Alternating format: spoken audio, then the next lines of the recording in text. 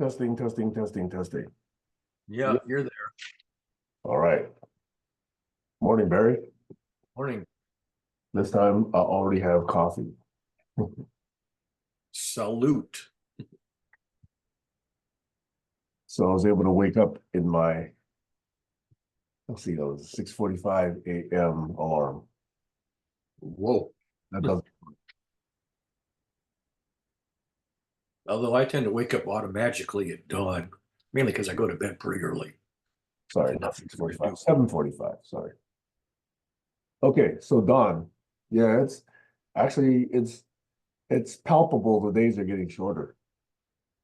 Well, let's see. This is the middle of August, so actually it's beyond the middle of August. So we're 2 months, we're exactly 2 months past the longest day of the year. We're 1 month until quote unquote fall starts. Yep, 1 month away from the equinox. Yeah. Usually in California, when I was living there, it would seem like August 14th was the day that it started feeling more like August. And I think up here wasn't the 14th, but it wasn't much longer than that. It was like the 17th, 18th, 19th, sometime around there, started feeling like August. Yeah. This summer has been unusual because we've had, well, the extremes. The hottest days have been especially hot, and we've had especially cool days in the middle of the summer too. So we've had the the variance is getting wider. Yeah. Yeah. In fact, I heard some reference saying either here or even a larger region was going to have the coolest August in history. Yeah. I watch a channel from a guy who posts daily from London, and last few days when we had unseasonably cool temperatures, he was having unseasonably hot days in London. So you know that if it's extra cool in one spot, it's going to be extra hot somewhere else. The average temperature of the Earth's atmosphere is fairly constant. So, but the Well, distribution is yeah, chaotic. you have to think about the specific heat, it has to stay more or less the same. Yeah, yeah. Um, I guess the atmosphere is roughly adiabatic over a period of a week or so. Adiabatic, holy shit, that's a word I haven't heard since like middle school. Yeah. Well, there was a special class of problems where you assumed that it was neither gaining nor losing thermal energy, and so but you could measure the temperature gradient under adiabatic conditions. It was a simpler version of the problem. Or maybe it was thermo class. Thermodynamics, well, problems in thermodynamics, adiabatic special cases are if you don't have radiative cooling or external heating, then you have adiabatic. So adiabatic compression, if you don't radiate it, then the stuff that gets compressed gets hotter, et cetera. Yeah. Where that kind of applies right now is the last couple of years, this will probably stop soon, but last couple of years, I was able to indulge in one of my seductions, which is to really enjoy music, really enjoy good audio equipment. So I think I might have mentioned less than 2 years ago, I went up to Canada and got a set of Infinity Kappa 9 speakers. They're wonderful speakers. And shortly thereafter, I also got some good amps. They're Bryston 7B amps. And so the issue around amps is when they get old, you have to, replace the capacitors, you call them condensers. Is that what you call them? They used to be called condensers, now they're Right, called capacitors. right. And then the other issue around the amps is obviously the cooling and how you handle the heat dissipation. And there's all kinds of theories, all kinds of designs, and it's just fascinating what people say about what you can do and amp efficiency and various different classes of designs and how they work. You know, I really wanted to just enjoy the music, but I find myself drawn into understanding all these various different technical aspects of it in order to justify the kind of, money they're asking for. But that's fascinating to learn about. Yeah.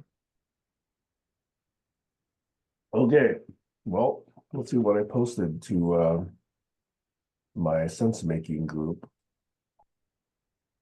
Our sense making group.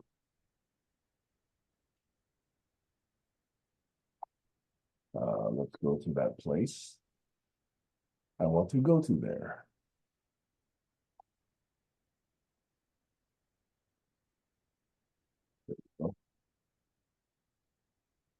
And I'm going to go in reverse order.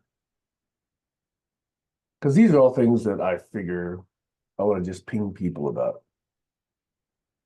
Oh, speaking about the DNC this past week, this first post that I come across is the one that says, we pay too much attention to the most confident voices and too little attention to the most thoughtful ones.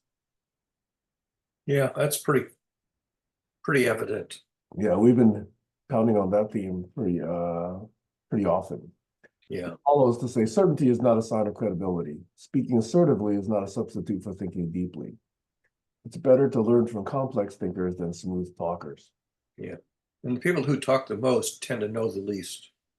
Yeah, or people who speak the soonest, or people who, put on this confident air. Yeah. And I have suffered from that. Charlatans, we call them charlatans. Because thoughtful people usually will, in their minds, say this is that, that is that, this is that is that, and then sort of collect, all the various different possibilities. And some people don't understand possibilities. They just speak what they last heard.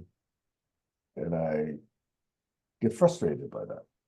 And also thoughtful people will catch themselves misspeaking. They'll say something wrong and then they'll pause and say, wait a second, I said that wrong. Right. Right. And people who are glib will never do that. Yep. They'll contradict themselves, say one thing, and then 2 paragraphs later contradict themselves and not realize it. Right. Hey, the next thing I come across is your post, Barry, about Mark Andreessen. Yeah, Everything. the rant from Sabina Hassenfelder. Yeah, I thought that was interesting. I don't really have an opinion about it. I really haven't digested it, but I thought because she's a relatively keen analyst, observer, commentator, I thought it was worth taking a look at.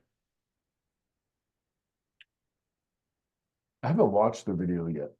Oh, it basically, Andreessen composed a manifesto, and she walked through the manifesto paragraph by paragraph, highlighting eyebrow-raising portions and other portions which she agreed with.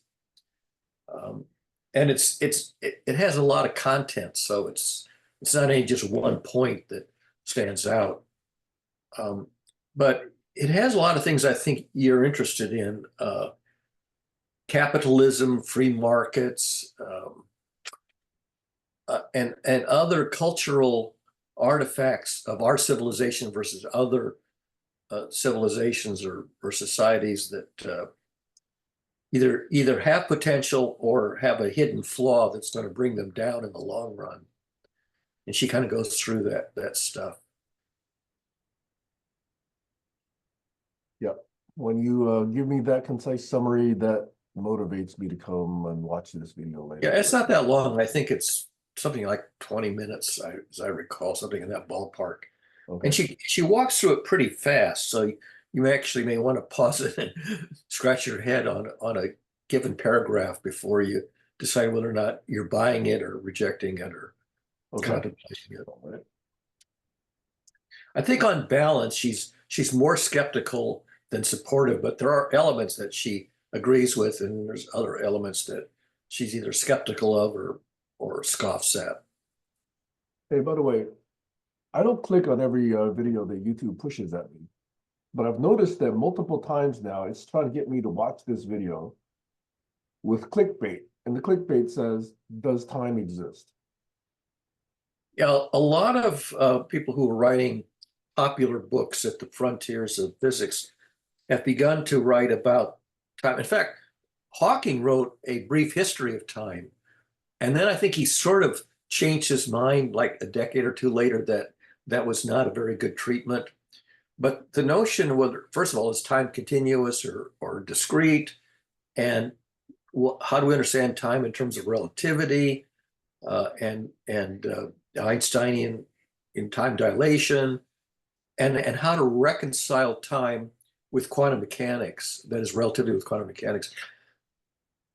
There's been a lot of people scratching their heads about that. The main thing being that relativity and quantum mechanics are incompatible, and time is sort of the one thing. In fact, I point out that in the classical Bell inequality, that the real bugaboo is how you treat time. And in Bell's inequality, he treats time the way Newton treated time in classical analytical calculus, that timekeeping is universal everywhere, time ticks at the same rate, and you can do integrations over time and space using a Newtonian model, and then you get Bell's inequality. And if you introduce the notion that, as Einstein did, the timekeeping is local and depends on the strength of the local gravitational field, then you can't derive Bell's inequality, because that's something he assumes out of at the outset. And what surprises me is that, as obvious as that is, very few people bring it up. Why Bell's inequality is incorrect, that it makes bad predictions, is because of this very phenomenon that you can't assume that timekeeping is universal, that if you assume it's local and you don't really know the map of the gravitational field, then you can't do a gravitational gradient. What's it called? A gravitational path integral. If you knew the gravitational map, you would do a gravitational path integral, and then you would see that things which were initially in phase would drift out of phase with each other as they separated, because timekeeping is local. And once you see that, you go, oh yeah, that's why I shouldn't rely on Bell's inequality, except for the constant term. So if you have a function which has a constant term and then some time varying terms, the constant term is fine. That's going to be there all the time. But the perturbations, the time varying perturbations around it, are going to decohere. And if the behavior depends on the instantaneous phase, then you're screwed. It's basically random. So I've heard your treatment of this before. So in order to talk about these aspects of time, it seems like it's obvious, or I'm not getting it, that time exists so that you can then, provide attributes and behavior to it. So I don't even get the question, does time exist? Or maybe that's just— The question is whether it's an emergent property of our model or whether it's fundamental. So the real question is whether time is a fundamental aspect of cosmology or whether it's an emergent property of our technology for measuring time. Because people say time is what clocks measure, at which point it's emergent. So the real question is it fundamental or is it emergent? And is it emergent because of the models as opposed to fundamental and not an emergent feature of our simplified mathematical modeling? And that part, I think, is up for grabs. Well, isn't that just a matter of semantics then? Because even if it is emergent, there's something else underneath it that could be producing that emergent property. Yeah, to then refer to that. Yeah, it has to do with causality, whether something can be the cause if it happens. If you can't say that it happened before or after, then you can't say whether or not it's a cause. And you can talk about causality without having a linear measure of time. So you say something was influenced by something that happened before, but how long before? The how long question, the metric, is the part that's a little bit dicey, whether there's a metric for time. Yeah. Okay. And time is basically it's relative, because you choose one timekeeping standard, adopt it as a conventional standard, and everything else is relative to that. But if you don't have a standard, there's no fundamental unit of time, or maybe isn't one. I don't know. When I was learning, or maybe I just didn't learn it well enough, the notion of time and gravity and space-time and curvature and gravitational lensing, I didn't pay enough attention to all of that. Yeah, it's subtle. And you have to be a precision cosmologist to even be able to measure it.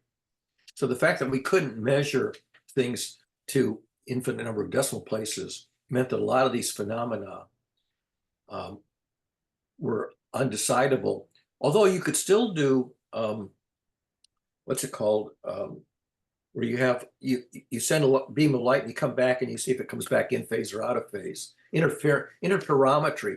You can do interferometry and detect phase shifts, but you didn't know the integer number of cycles, only that you were in phase or out of phase, but you had some, gazillion whole number cycles and you didn't know the whole number. That was unknowable. But so you can measure the phase if you get a return signal. That's how LIGO, the gravitational thing, works. You get things in phase when there's apparently no gravitational waves of any significance. And then if you get an impulse, you'll get a perturbation in the phase. You get a chirp in the phase. And interferometry is a very powerful idea that's been around since Michelson and Morley. I think even maybe before that. But building interferometers that can measure extremely small perturbations in phase. But again, if you have a diffraction, if you have a light beam that's going past an edge, it'll diffract. And a single slit will diffract as well as a double slit.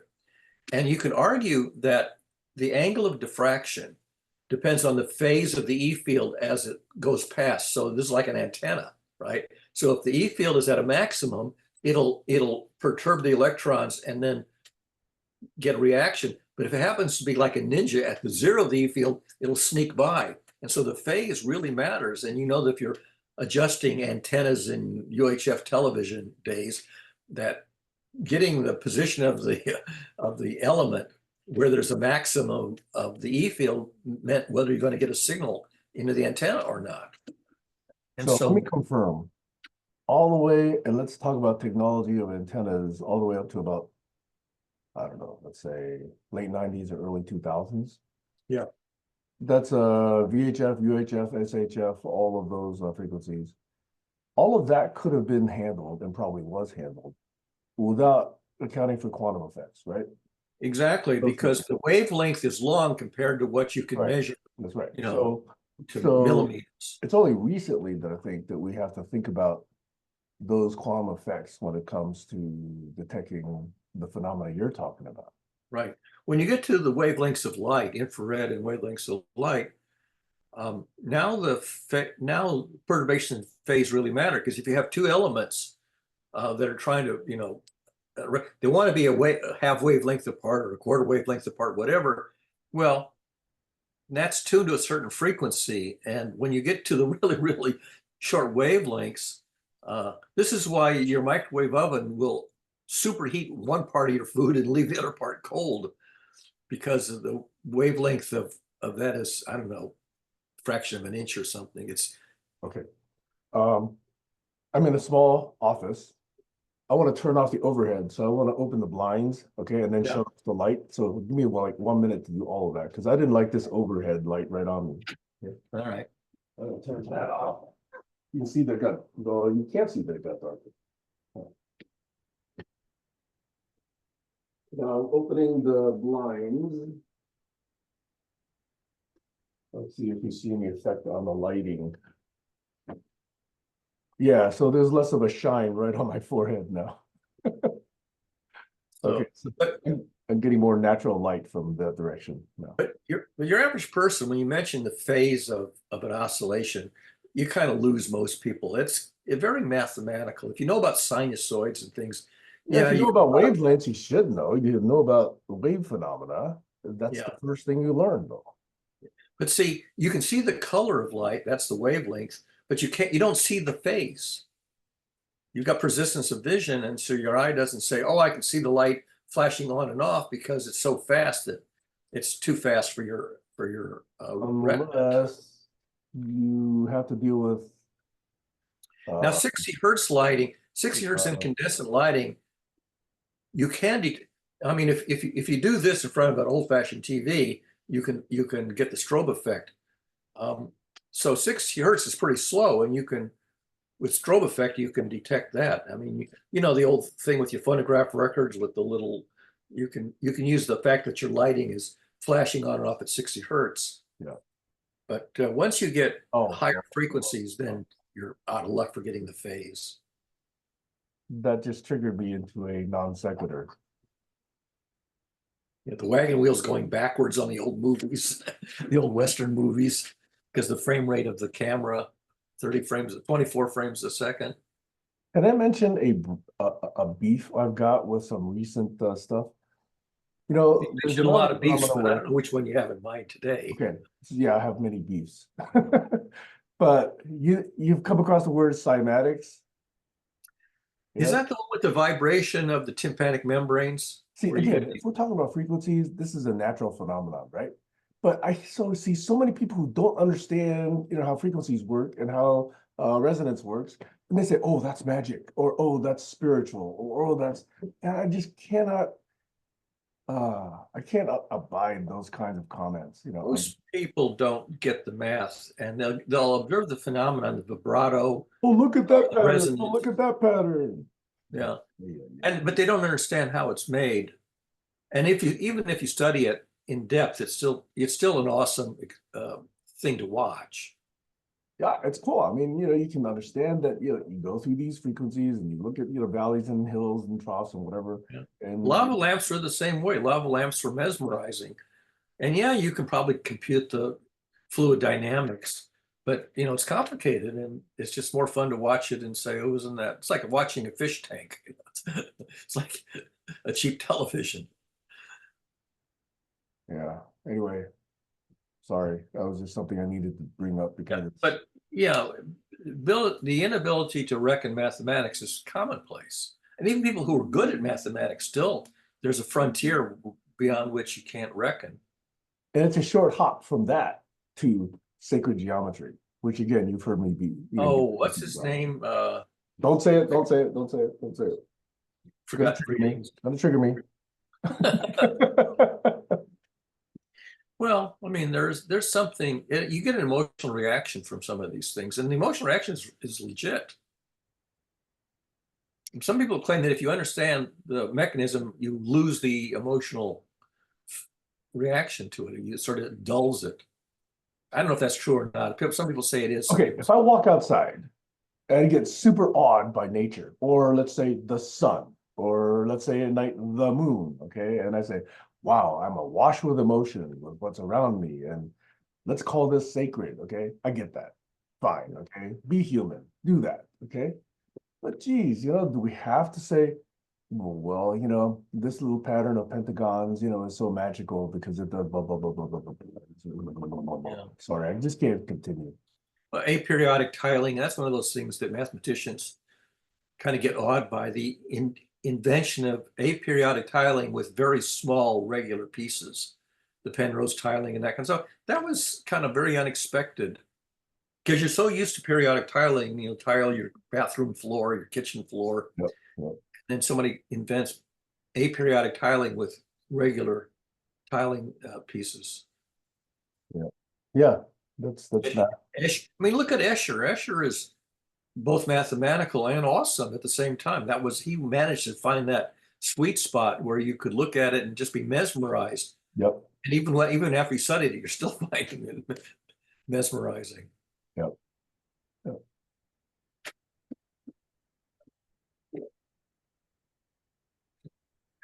By the way, I'm going through the group of posts, and I'm skipping the ones having to do with religion, Barry.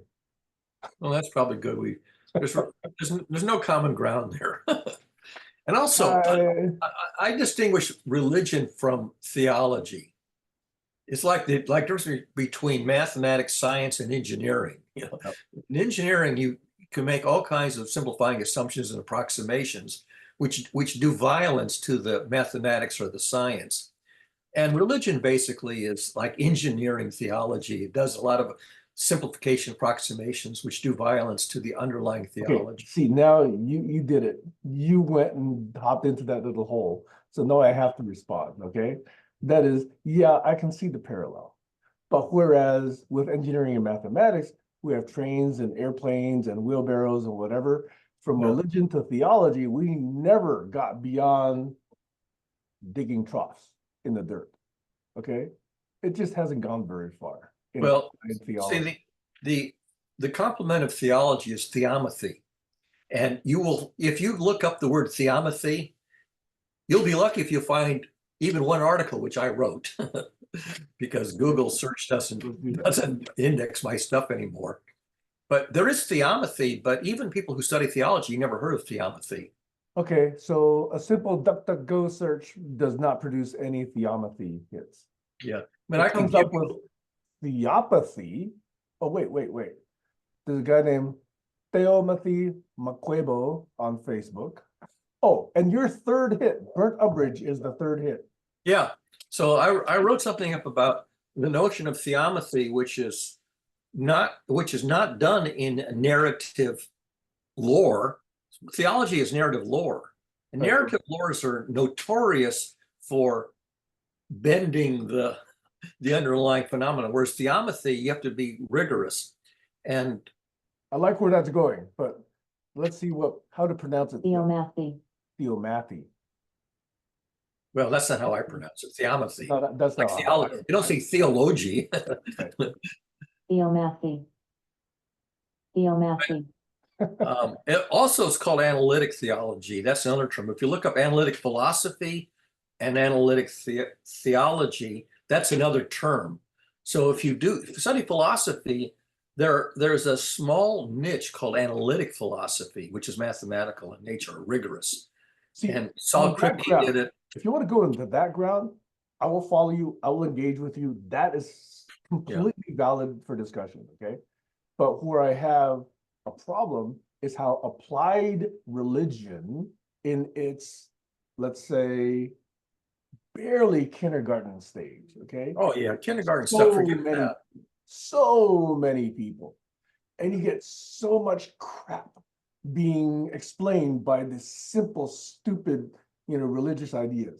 And That's the problem with narrative. Narrative language gives you a lot of license to depart from rigor. But why do the advanced theologians allow that? They don't have a choice. If you want to reach an audience, you got to talk at the audience's level of understanding. If you talk at too high a level, you lost your audience. But if you've got a crappy idea, why do you want that crappy idea to be spread? If you're one of the advanced theologians, I can see here where if you're not, then of course you want to spread whatever it is you think you're an expert on. Okay, even if you've got the kindergarten levels, I can see that. But why do the more advanced people not put a stop to that?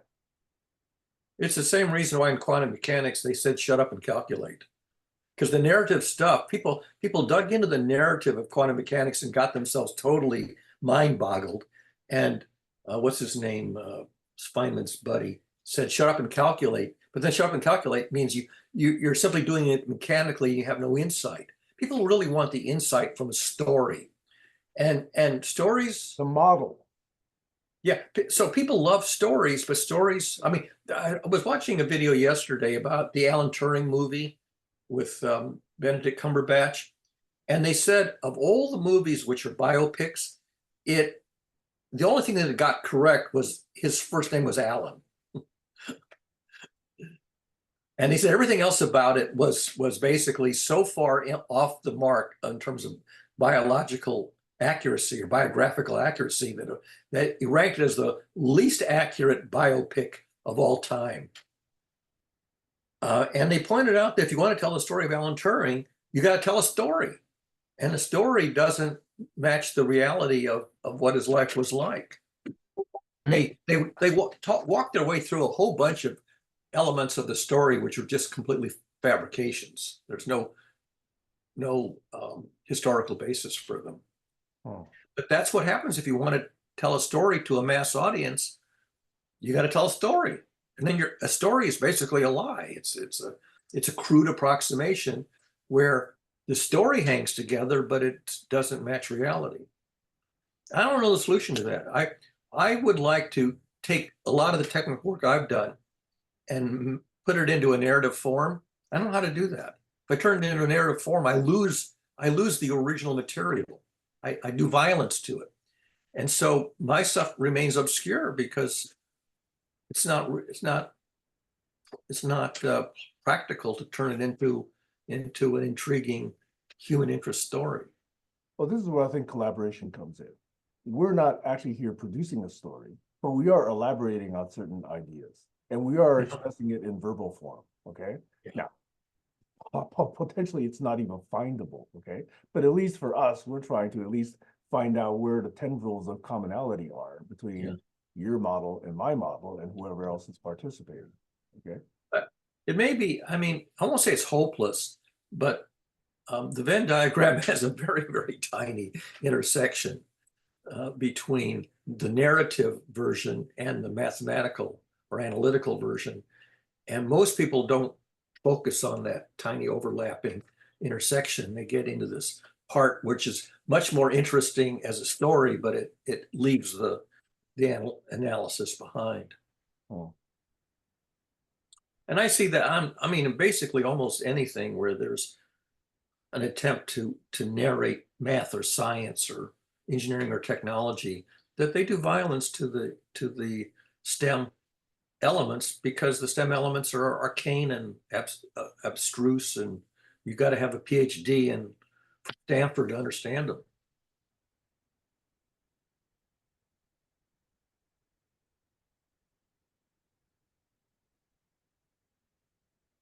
So I once heard you say, and correct me if I'm wrong, that theomathy is essentially the language of theology, the mathematics of theology. Would you still say that characterizes what you say is theomathy? No, I simply say that there is something called theomathy, which is almost never, analytic theology or theomathy is almost never addressed. Most theologians never heard of it, never seen any examples of it, and don't try to introduce it into their sermonizing or whatever stuff. But would you say that that's an incorrect or incomplete or off the mark characterization of theomathy? We'll say it again, and I'll tell you if I would have said it myself. The mathematics of theology. I would say underlying mathematics from which you can attempt to construct a narrative. Okay. But probably the construction of the narrative will do some amount of violence. And that's really difficult to manage or control or avoid. That any story basically has to do a certain amount of violence to the underlying theory. Here's Eric. I thought you were not going to arrive. That's next month. Oh, all right. Yeah, I was busy setting up. Let me just show you what I've been setting up here for the kids. No. Look at that, Apple computers, Mhm. music software. Oh, are those HP or Canon scanners that you've got? It's too quick. This is Apple II Plus. Yeah, but the one on the right, is that a scanner or is that some other? No, no scanners. These are Oh, all okay. All right. Here's Kayla. Apple IIe. I thought they Hi. were maybe flat. Hi. Hey, Kayla, how goes? Wait. So this MIDI keyboard is connected to the Apple IIe, and it's Uh-huh. a game from 1989. It tells you go up. Sherlock. Secret messages. Well, that's Sherlock. Wow, you got Yeah. yourself a little museum there. And then play chords, the guitar, practice. I wrote this for the University of Delaware, where they came into university not knowing how to read music, so I had to do this for them. Yep. You know, I have more than one original 1984 Macintosh. Yeah. Maybe I should send you one for your museum. Oh, you've got one. All right. You even took it apart. There's nothing in it. That's the one that has the signatures in it? Oh, did you turn off? You turned off You're your muted. microphone. You're muted Turn now. off your microphone, Eric. Sorry. Yeah, the inside is being repaired. It's going to be reconverted to a new style Mac. They could take all the parts off the old motherboard and put it into a new case and everything. Wait, Does it have the signatures? It has all the signatures, so I could keep that as a demo. Yeah, cool. Mhm. Kayla, are you at home or are you out walking or are you out mushing? This is my synagogue. We're going to have an event for the kids today. Is that where you're at? You're at the synagogue? Yeah, Oh, yeah, so I have piano, but I have something cool to show you. Barry will appreciate this.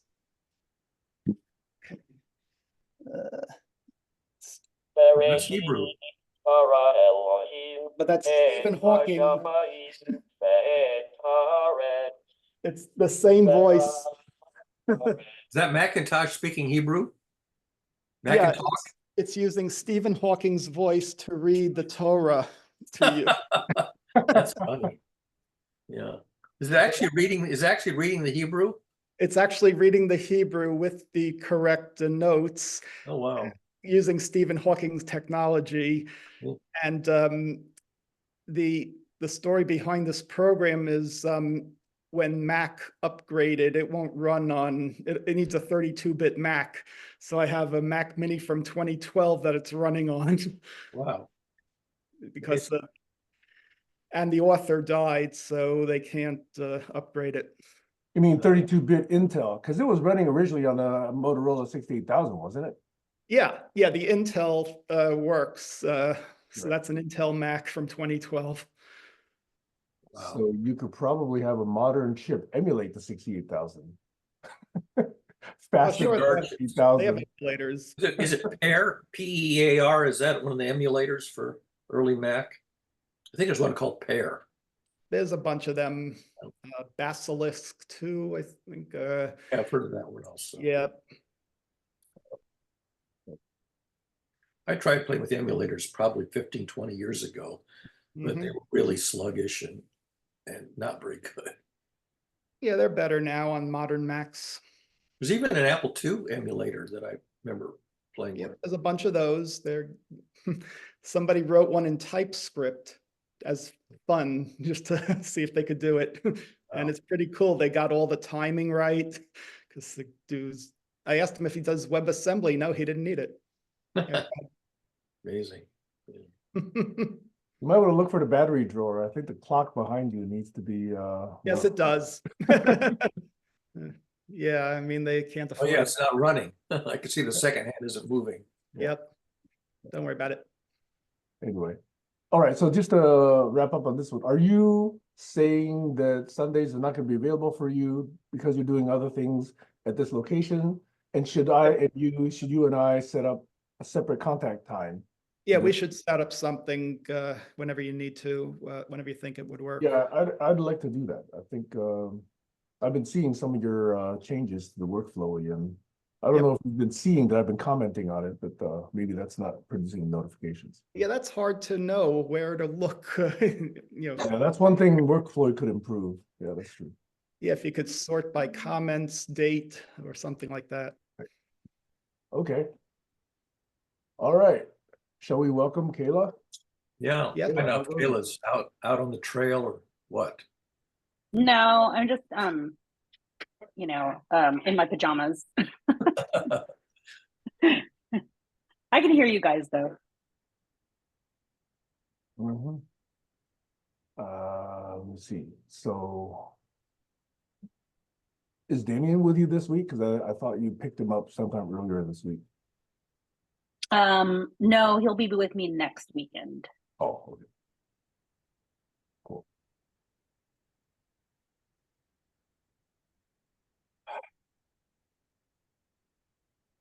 Well, what I was doing before, is surprisingly, both of you, Eric and Kayla, I think you guys joined within the same minute. Yeah, joins almost simultaneously. Yeah, probably with a few seconds of each other. So I thought I'd tell you what we had been doing up until that point. And what I was doing was I was going through various different posts. I use this group called Co-Sense Making and Deep Grokking. It's kind of a place to put ideas that I think might be at least interesting for me to discuss here on Sundays. And so we covered a few. Let me see if I can scroll back here. We mentioned paying attention to confident voices and too little attention to thoughtful ones. We discussed that a little bit.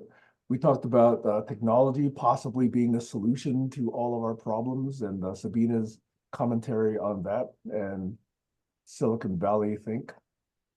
And then I skipped I tried to skip a couple of posts on religion, but Barry wouldn't let me. So he got into theology and theomathy again. So that's a little bit of what we've been discussing up until you guys joined. So unless you have any questions or commentary or snickers on any of that, I thought I'd move on to the next one. Let's see, therefore, oh yeah, that's one of my favorite quotes. Therefore choose life. Yeah. Yom When I Kippur. was at my lowest and had suicidal ideation, that's what came to mind. Wait, where did you post? I didn't. Show them again, Eric. Oh, that. Okay, I was looking not at the screen. Yes. Is that Leviticus? I can't remember where that's from. I'm not sure. It says Yom Kippur. Yeah. So in the common version of it, if one says, therefore be an optimist, is that the same thinking or is that a different thinking? What's interesting about it, Sam, is that unlike a syllogism where you give a premise, an argument, and a conclusion, There is no premise, a right? premise There's and no a left-hand conclusion. side. This one gives you a premise and a conclusion with no argument. I set before you life and death, therefore choose life. Doesn't give a reason. And that's really powerful. If you're a logician, you go, wow, you don't need a reason. Oh, I think it makes perfect sense because if you choose otherwise, you might as well kill yourself, right? And so from a point of theology, that's a very powerful piece of theology. I set before you life and death, therefore choose life. No reason given. Aren't the only two choices, right? But we simplify it. I understand the simplification. Yeah. I said before, I said before you blessing and curse, life and death. Basically, it's the polar opposites. Right. You have an axis, but with polar opposites, and they name the polar opposites without mentioning that there's actually a spectrum. Well, that's one way of looking at it. There's another way of looking at it too, and I prefer this particular frame, okay? In other words, if you take a look at a 3D model of space, you could say, and I could say, there's 0.000 and there's everything else. So choose everything else. So to me, that's what it means. Yeah. I could reduce myself to a single 0.000, i.e., map it to death, or I could choose the infinitudes, which are all the possibilities of life. So to me, it's not binary. And I could say it's a planetary choice too. The planet should choose life, not destroy ourselves. Yeah. Which is a good way of looking at it as well. Yeah. Yeah, I said before you static and dynamic, therefore choose dynamic. Well, that relates to an earlier question about whether time exists. Yeah. I mean, you could, I've been looking at model railroading videos, and there are some videos where the trains don't run. It's a static display, a diorama. And I would much rather watch one where the trains actually run. It's much more interesting. Actually, don't you know about MIT's Model Railroad Club from Do they back? still exist? Does the site still exist? I don't know, but in the book Hackers, they mentioned that they'd go Yeah. to the history, that's what they wanted to do. They wanted to hack model railroads. Right. And then under the bench, they had all the electronics. I've been watching there's a kid, he's about 23 years old now, I think, but he's had a YouTube video of his model railroading hobby in his basement. But mainly his videos are taking non-working locomotives, disassembling them, diagnosing them, fabricating repairs and putting them back on the track and making them run. And it's really amazing how competent he is at fixing junked, non-working rolling stock and locomotives.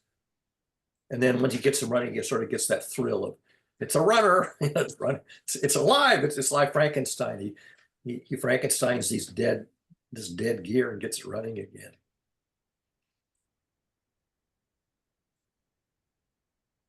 One of my very first jobs when I was still in college was wiring up amps, bandpass filters, gates, ores, whatever, and creating analog models of physical phenomena. Yeah. Modeling. Yeah. The whole That concept of modeling is just fabulous. was so much fun. I had so much fun just smelling solder. Inhaling the fumes, right? Probably took days or weeks or months off my life, but man, that was fun. So, but bringing antique hardware back to life, there is a certain thrill in that. Although you can probably overindulge on that eventually, it gets repetitive. But Yeah, I think that was in high school. Yeah, I was an intern for somebody at UW when I was doing that. Man, it takes me back. Yeah. I completely forgotten about that. Oh, by the way, but in the early 80s, when it got into build it yourself, the DIY computer stuff, that was really DIY. I mean, if you think about DIY today for computers, it's nothing like what it was in the 80s. I mean, you had to have a soldering gun, you had to have a spool of solder, you had to have, PCBs, you had to have, jumper, what do you call those things? Those little pieces of plastic that jumper across two leads. What was that called? I guess they were just called jumpers. jumpers, yeah. Yeah. There's DuPont wiring too at the Yeah. plug board. But model But railroad went from totally analog in the early days to digital. I mean, they introduced digital control, I think, around 40 years ago. Digital control allows you to have multiple trains running on the same trackage, and you control them with digital signals that start and stop and control their speed and sound and lights and whatnot. Whereas in the old analog days, if the track was powered, everything on that track would run at its own local native speed, and you couldn't individually control the trains. So, and the digital controllers are pretty sophisticated nowadays. I have to speak from envy. When I was a kid, man, what I would have given to have a HO railroad set. I just knew that once I got there, it'd be an infinite sink of money. And I couldn't even start. I couldn't even start doing that. Yeah. Yeah, there's people who sink a lot of money into really fancy ones. And other people who hack together junk stuff at minimum cost. And there's sort of these two ends of the hobby, the modeling end and the resurrection end of it. Okay. I'm free associating now, so feel free to rein me in. But I like to tell a story, okay? I once worked for at that time, a very high-flying company, a company called Siebel Systems, way back in the early 90s to mid to late 90s. And I think they actually existed all the way up to 2004. But I joined them in 97, which is less than a year after they went public. The company was about 4 years old. I was employee number 231 or 235, something like that. I left them eventually around 2004 when they were over 8,000 people. But the first 5 years when I was there, the stock doubled every year. Literally every year, okay? Had I sold then, I'd be retired now. I would have been retired in my 30s, okay? But I was stupid. I believe it would go on. I didn't have a stop loss. That was stupid. So, but the story was some of the earliest engineers, like, I don't know, 5 of them got together because they became instant millionaires, right? So 5 of them got together and said, what is the most stupid thing we could do with $10,000 cash? That's how much they were rolling around in. So I just couldn't even imagine asking that question, okay? So one of the guys went to Eastern Europe and bought a full suit of armor from his native country and just had it on display in his office cubicle.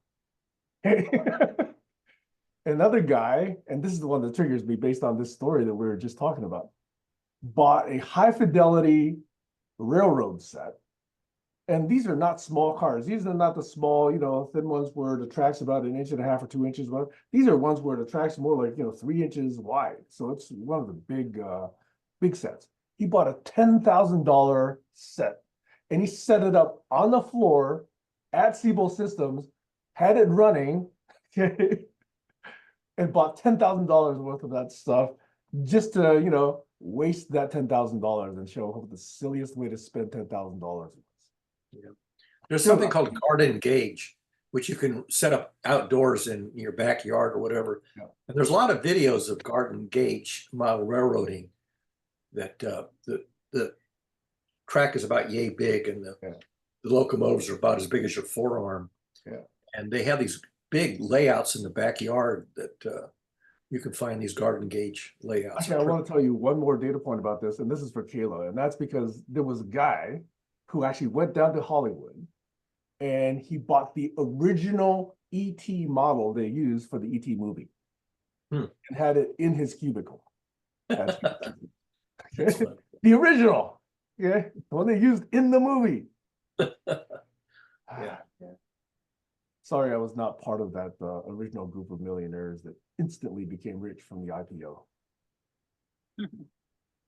It's amazing what people will do if they have enough spending money. It will buy billion-dollar yachts. I understand that. This is why we have people who are impoverished in the streets, and we have other people that are just sitting around with 2 Ferraris, using one of them as spares for the original one.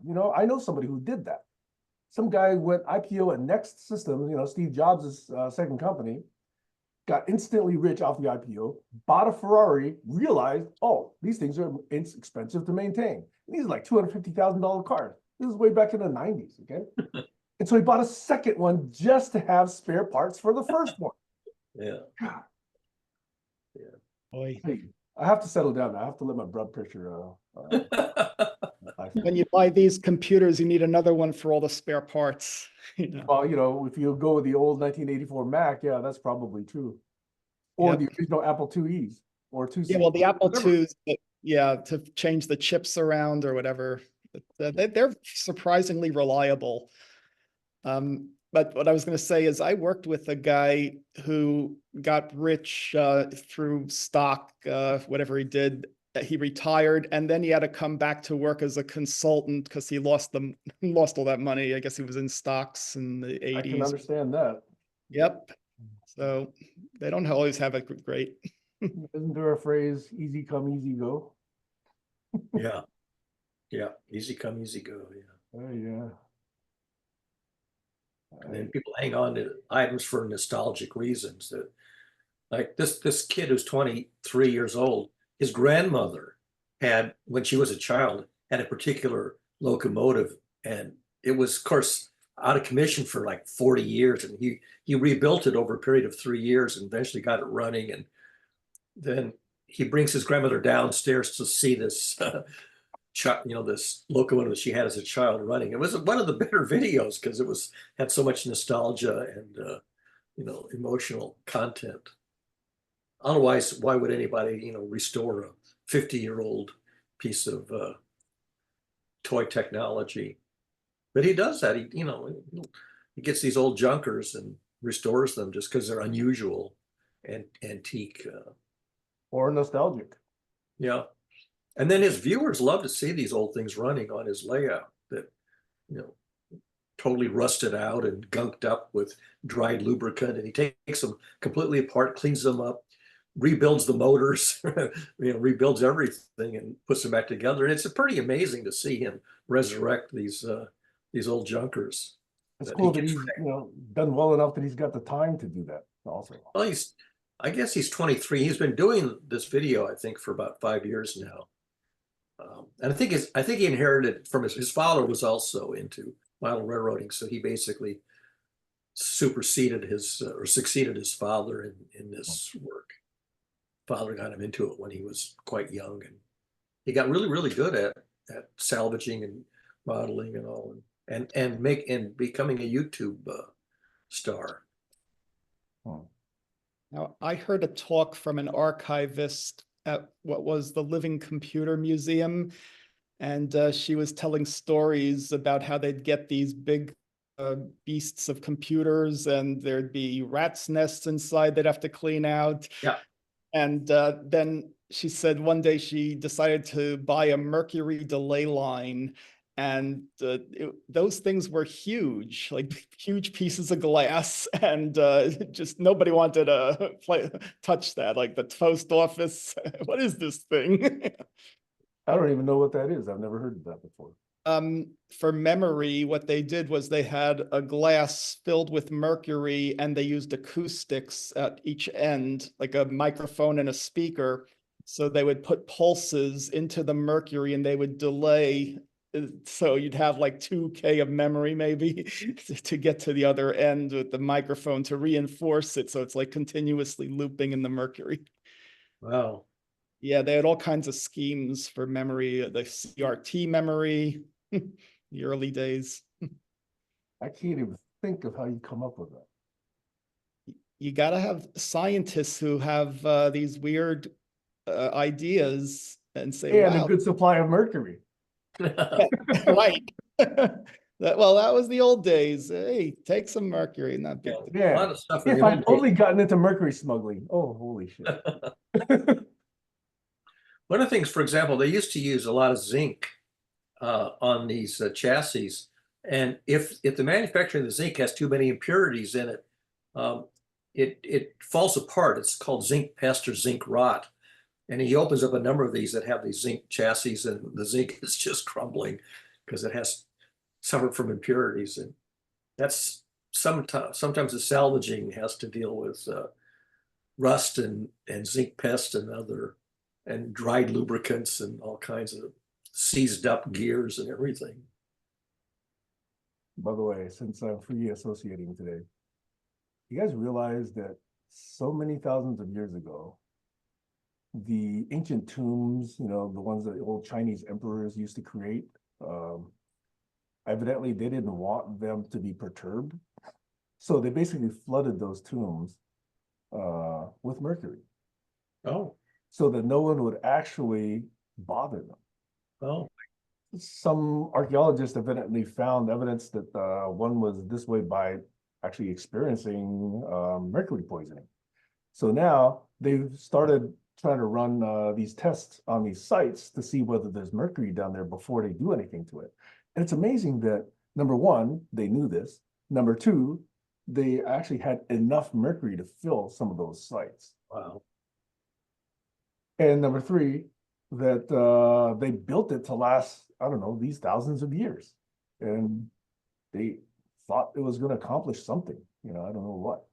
The pyramids at Giza are on uncommonly stable land. A lot of land, has earthquakes and land shifts. It turns out that the place where they built the pyramids is uncommonly stable ground. And that's why the pyramids didn't crumble. Anyway, can we play a game? Go ahead. I did a post 2 days ago called, and many of you probably saw this, intellectual standards are used to assess thinking. And there's like 1, 2, 3, 4, 5, 6, 7, 8, 9 categories, okay? And I thought, these 9 can't be all of them. So I thought, let's go through these 9 and see if we can think of more, okay? And the 9, just to name them, are clarity, accuracy, precision, relevance, depth, breadth, logic, significance, and fairness. So these are what they call intellectual standards to assess thinking. And just to finish the thought, I'll put the link and then I'll actually read this also. Clarity means, could you elaborate further? Could you give me an example? Could you illustrate what you mean?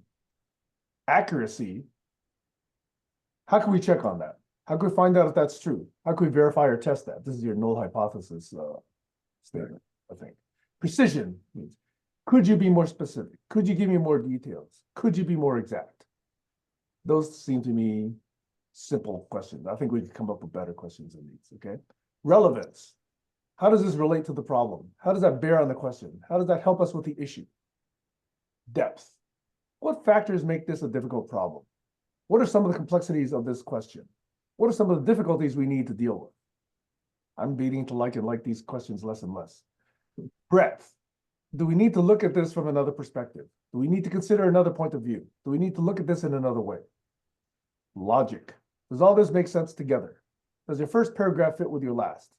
Does what you say follow from the evidence? Significance. Is this the most important problem to consider? Is this the central idea to focus on? Which of these facts are most important? Fairness. Do I have any vested interest in this? Am I sympathetically representing the viewpoints of others? Only 2 questions for that one. And I was thinking, and it could be in this fairness idea. One thing I thought was the flow of money. When you're thinking through a problem, track the flow of money. I don't know exactly, what one word you would use to describe that. So I was thinking, what's a game we could play to come up with additional categories that would characterize dimensions of thinking, or I would say, critical thinking in this case. Does that make sense? Does my question make sense? You Yeah, already had a few others: originality, ingenuity, insight. yeah. Practicality and economics and practicality and reproducibility, one of a kind versus ubiquity. That's, but if you're going to market something, it has to be manufacturable and economical. If you want to make a work of art, one of a kind, you can put a lot of money into a single unique work of art. I would put modeling and model-based thinking. Yeah. Do you have creativity in there? Well, I had originality and ingenuity, which is sort of synonymous. You could add creativity as a force. Maybe a little bit of insanity too. Oh, sanity. Okay. Insanity. No, I'm thinking of Steve Jobs. Insanely great. That Steve Jobs movie I sent on the Facebook. Yep. Yeah, it got me thinking. Yeah, what? Yeah, it was just like he was there at the right time, right place, and he had that idea that computers should be like cars. It should be like the car buying experience, the car promotion, and that's what he did. He made it work. But it was Woz who did all the guts and the hard work, but he had the vision. But are you trying to create more Steve Jobses, or find a practical thing that works for the future for most people? Personally, I'm not trying to create more Steve Jobs. Yeah, I get it. Okay. I like that. Sorry, I didn't watch it. Was that the lecture he gave at the graduation at Stanford? Was that the lecture, or is that something else? It's in the Facebook group. It was I forget the title, but it was very good. It was 1983. He was very young. I think he's got at least 3 very good videos up. One was when he was responding to a heckler in the audience. Another was his graduation speech at Stanford, sometime in the 80s or early 90s. And then I forget the third.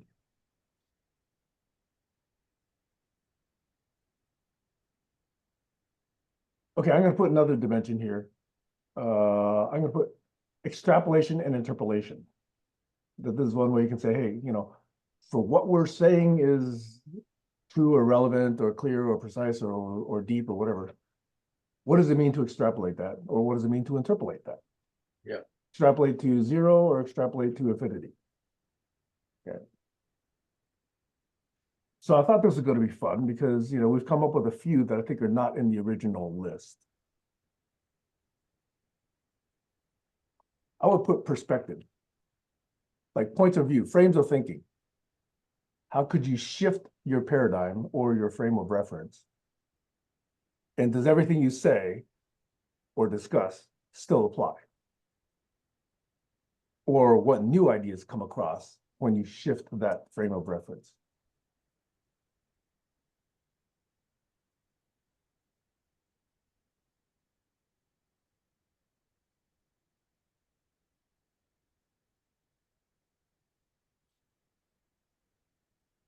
Is there one that says, does it help humanity? Yeah, utility. Yeah, advance of civilization, utility. Labor saving or whatever, Now, utility came up in tedium economics saving. class. Yeah, tedium saving. Did you ever study like marginal utility in economics? Yeah, that's basically marginal cost equals marginal revenue.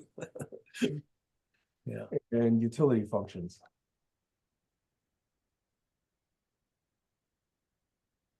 Yeah, so already we've come up with a number that I think extend this original list. I'm gonna actually post this list as a comment to this post, and then possibly add a link to this section of the video to see if people want to add some more. Yeah.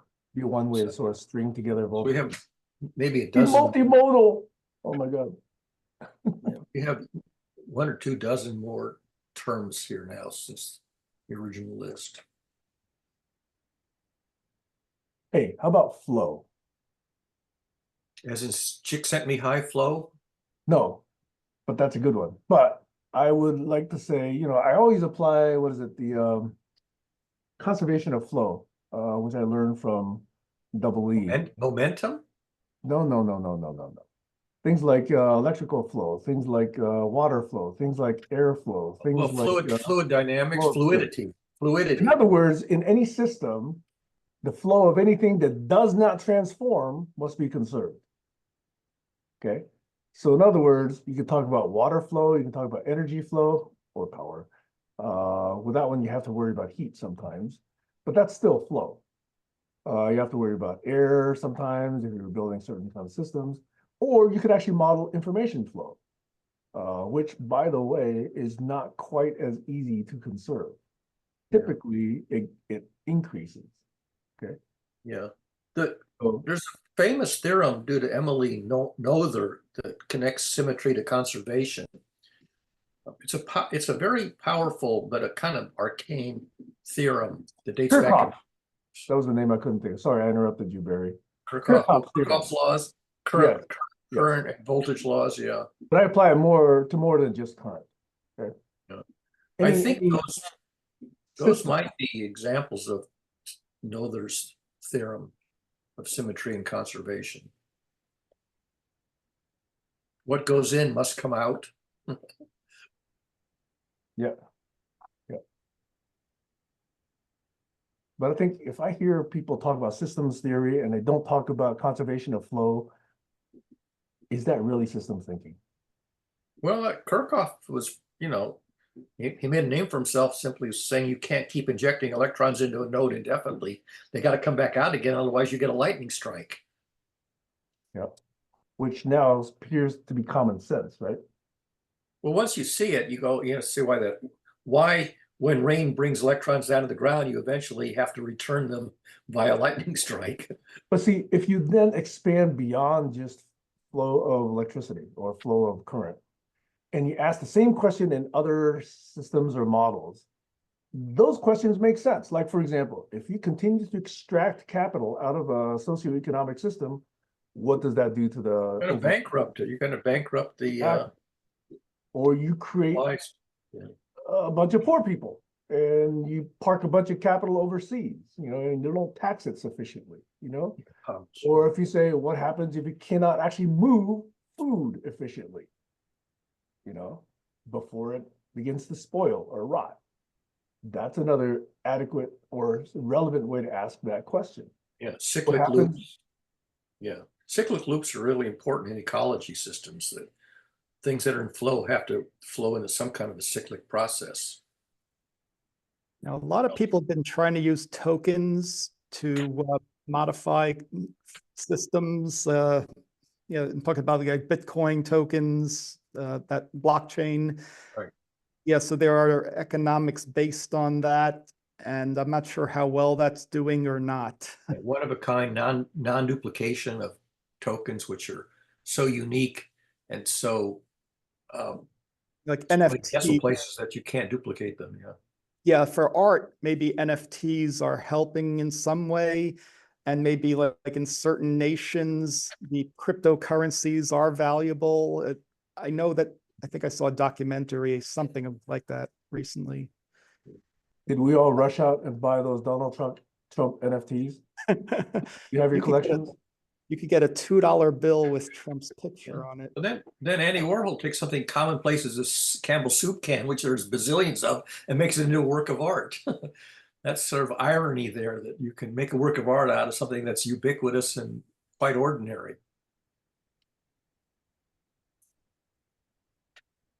Just make it, a giant size model or miniature model of something.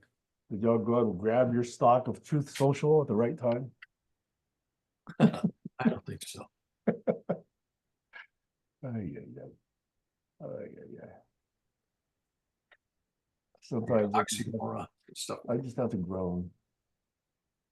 But apparently people who are on Truth Social think that that is truth. So is truth relative? Well, it's not accurate. If people think that's truth, they have a badly inadequate education. Yeah, well, critical thinking, how important is critical thinking in our public education system? Can you sort out reliable information from unreliable information? Well, that's partly why I wanted to look at these standards of assessing thinking. Yeah. NASA finally decided that it's not safe to bring the astronauts back on the Boeing unit because it's just it can't be trusted to perform. They're eventually going to bring it back unmanned, I understand.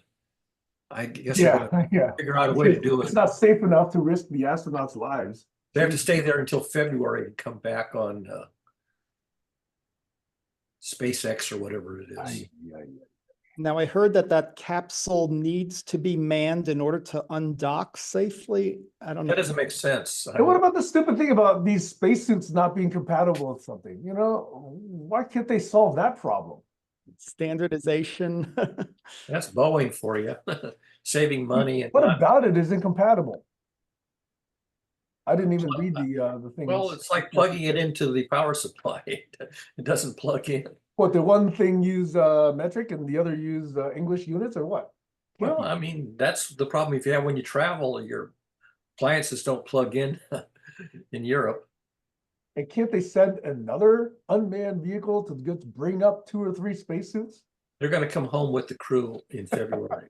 The next crew transfer. Yeah, yeah. And resource planning on the space station's a big thing. They have to really plan in months in Talk about advance. system thinking. Yeah, systems modeling. And then what happens because now they can't reprocess their urine? You guys know about that one? They can't produce drinking water from their urine right now, so they have to collect it. Well, I hadn't heard that story. Yeah. Because I guess the reprocessor broke down or something. That thing's pretty old. Well, the whole space station itself is supposed to be decommissioned within what, the next several years? Yeah, yeah. Imagine And all they're the talking debris about that's going to create. how to deorbit it safely. That's a big issue. They're going to figure out how to deorbit it. I don't think so. Maybe it'll crash into a bunch of Elon Musk's Starlinks when they try to deorbit it. Anyway, can we talk about something that might involve? Kayla? That's okay. You guys can continue. I'll just jump in if I feel the need. Go for it. Since I'm free associating and I have no filters today, if I'm stuck on a space station for various months and I'm without my wife or husband, ... But that's where my mind went. Significant other. I mean, I've never heard anybody ask that question. Well, I ask it of myself all the time, but not out loud. Here I am stuck on spaceship Like I said, Earth. I have no filter today and I'm just free associating. How do I fill my days of retirement without boring myself to tears with nothing to do within my scope of within my ken as I age? I mean, isn't that a valid question if you put somebody up there for months and months? Well, yeah, I mean, that's one of the recurring tropes of sci-fi is the lone astronaut, the last one alive on a. And it's a legitimate scientific question. If you're actually going to send people for months and years, someplace. Or they put 4 people in these habitats in the desert to see if they can live together for a year without getting on each other's nerves. Well, they have to be specially tested first. You can't just put 4 random people. Oh, They're yeah. not that stupid. Yeah, but even so, it's it's tricky that put a bunch of people into in fact, there's a bunch of sci-fi stories that are like that. People in fallout shelters, and they get on each other's nerves. Yeah, they can't. People on a long interstellar trip, and somebody goes crazy. Yeah. And people do go crazy. I mean, you know, one of the things I've noticed when I was growing up, people almost never would talk about emotional disorders. Now it's pretty commonplace for people to talk about bipolar disorder, depression, you know, anxiety disorders, you name it. It's much easier to talk about it now.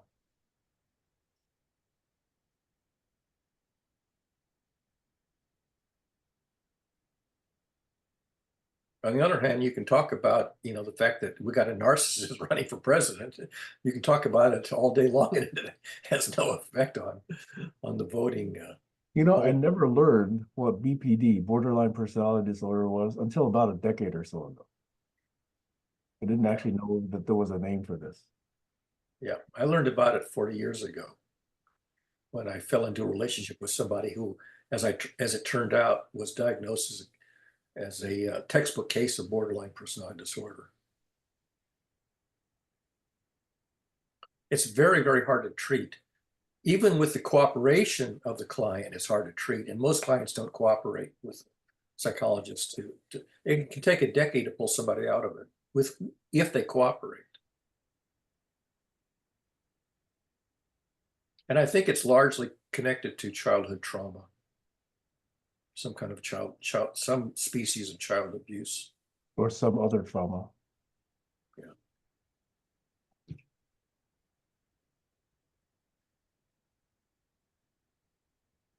But somewhere between 15 and 25% of the population have serious psychological disorders that typically go untreated.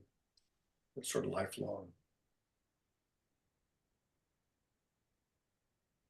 suffering. I think that's actually been a long-running theme here in these conversations. Is when we engage, how do we engage without trying to hide these issues under the table or under the carpet, whatever your turn of phrase is, and deal with topics at hand without getting sidetracked by some of these issues and these interactions? That was Gertrude's point, that they didn't record Gertrude's sessions because they were going to expose personality flaws or what's what I'm looking for, vulnerabilities. Everybody has their vulnerabilities, and you know, you don't want to publicize your vulnerability because there are people out there who will take advantage of that information. Right now, right here, for 7 years, I've been trying to expose myself. I mean, sorry, the vulnerabilities, okay?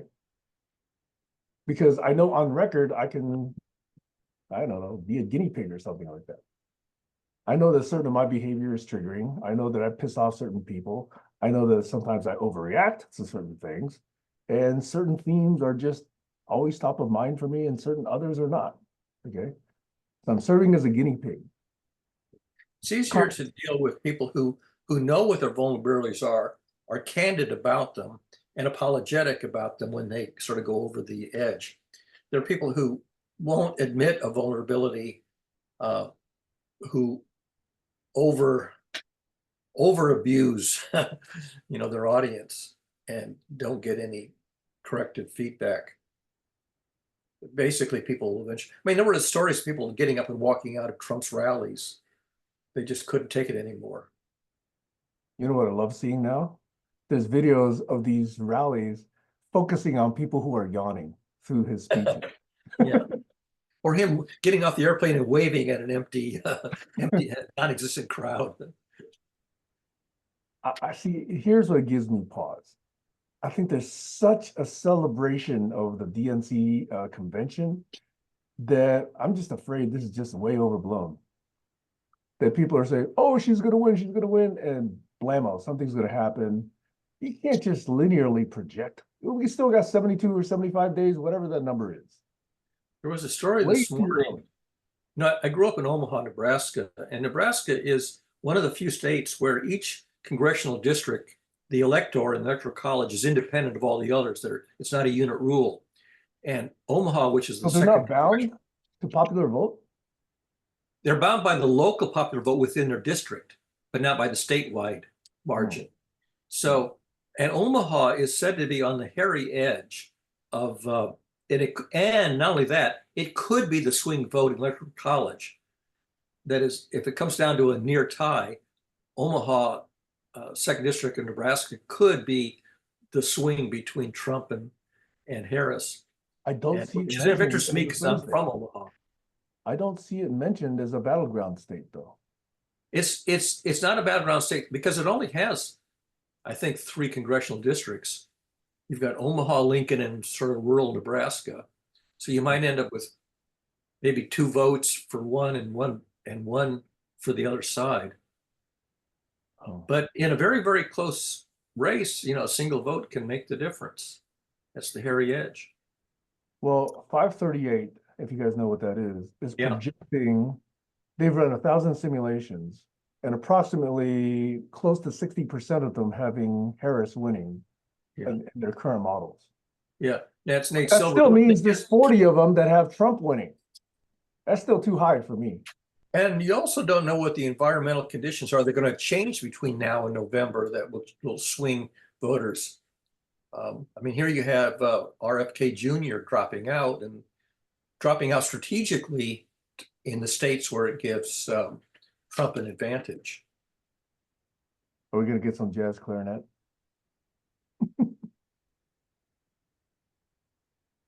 Call Woody Allen. He'll play some jazz. Oh, really? Woody plays? Woody Allen's been playing clarinet all these years. Yeah, I didn't know that. he does like Dixieland jazz. Wait, does he play better, or does Einstein play violin better? Good question. How do you Are there define? any recordings of Einstein playing violin? There's got to be. There are pictures, I know, but I've never. Yeah, I don't know. They would be on, if they exist, they would be on YouTube. I don't remember ever seeing any of him. My mind is just bouncing around today. I cannot focus today for some reason. Yeah. You associate them all. I apologize for the distractive comments I made.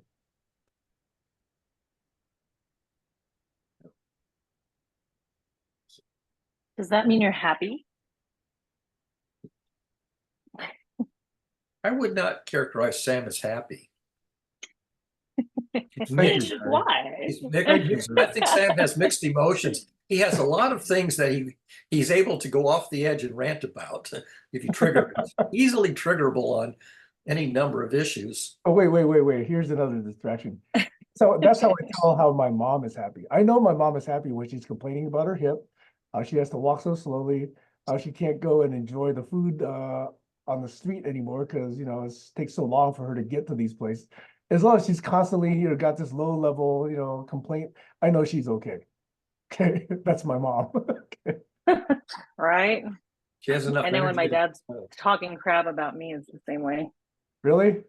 So you can tell that he's okay, right? There's nothing to be concerned about there, right? Exactly. Everything's good with him. If I walk through the door, or any of us walk through the door, he's like hurling insults. How come you're wearing that today? Or, where you been yesterday? How come you never called? No, it's more like, do you still have a job?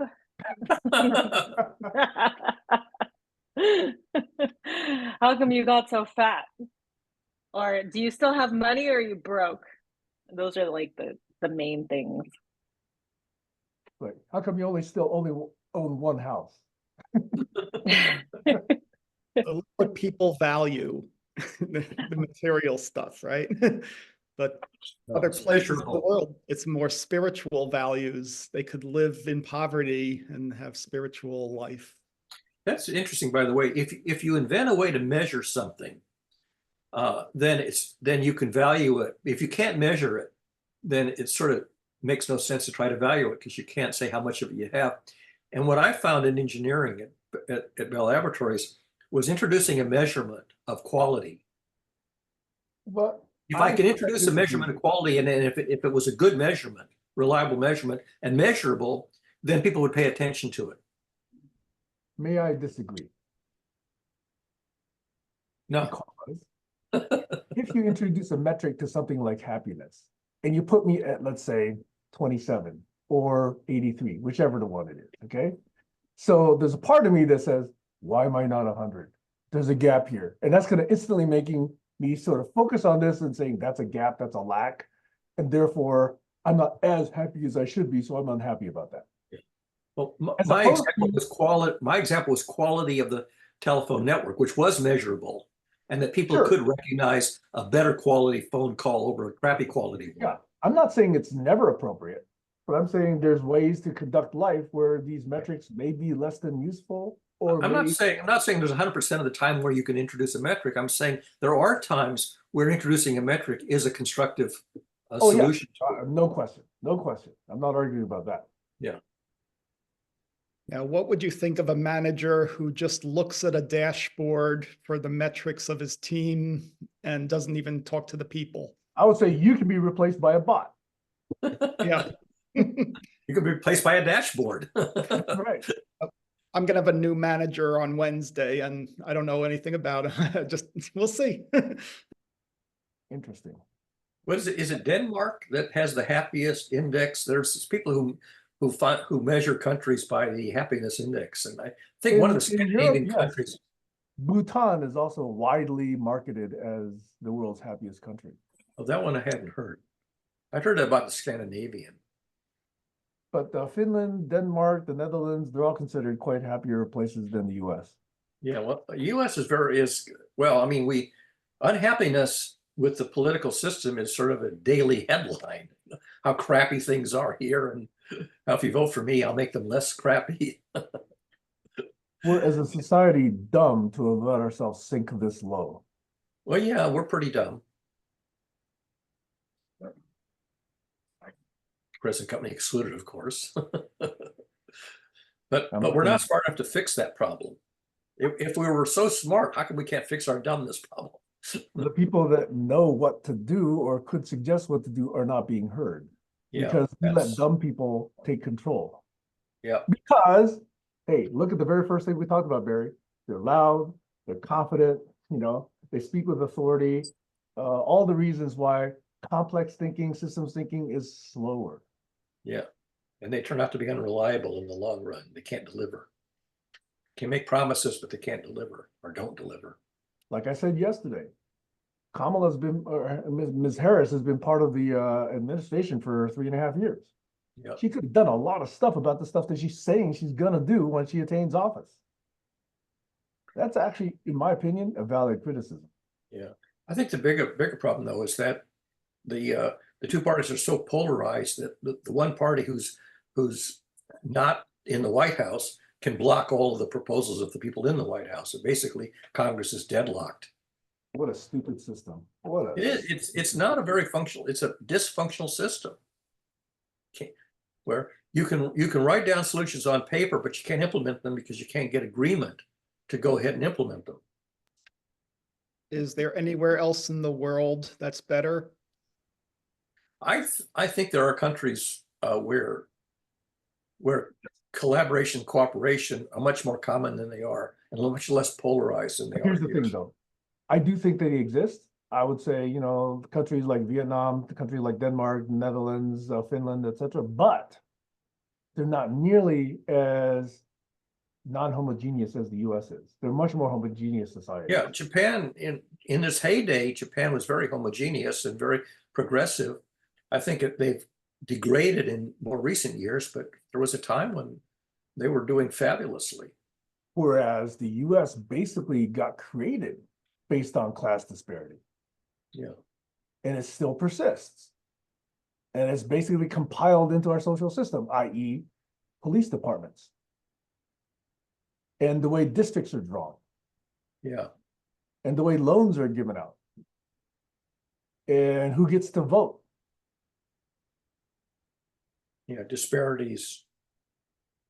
And who gets covered by the media. Yeah. Smart people don't get covered by the media. Rich people get covered. Attractive people get covered. Smart people don't.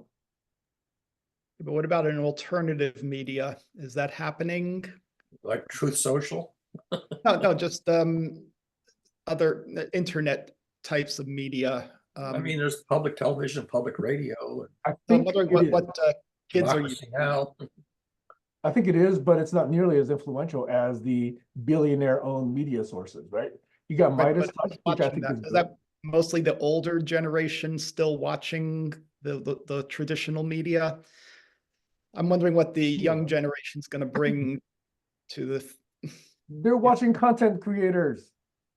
Yeah, okay, so, but the intelligent ones, are they forming their own social networks and, There's a small set, right? There's a small set. So they're watching Look at democracy Midas now. Touch. They're watching Occupy Democrats. They're watching, Sabina Hassenfelder. They're watching Veritasium. They're watching those sources, and they're interacting with each other on some of these social networks, including Reddit. I think Reddit Yep. is actually one of the most interactive discussion forums there exists right now. But you also get a lot of crap on Reddit. Yep, now Josh, he worked with Occupy Wall Street. Now that generation, I'm wondering, what good stuff, what good ideas came out of that in terms of getting people involved? I think the single biggest thing they did for me, and I'm wondering whether it's true for everybody else, is they really shone a light on this disparity between the ultra rich and common people. You saw that I posted in our chat group, the notes that I had from about 2002 Yeah, 12. or whatever, 12 years ago. Mhm. Yeah, 2012, right. And therefore, I followed up by asking Poe, and I asked Zephyr, and we're going to ask others. It's incredible, the class disparity. It's either 200 to 1 or 2,000 to 1, depending on which AI bot you're asking. Okay. But anything above 20, which is what most countries are dealing with, okay, is already absurd. It's Yeah, I already was surprised by that 475 figure. in 2012. In 2012 already. Mhm. And according to Poe, it's now 2,000 to 1.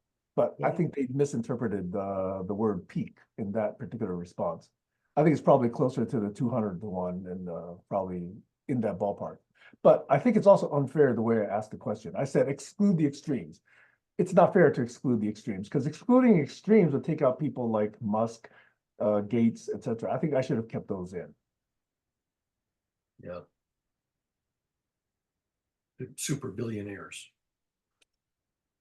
The ugly billionaires.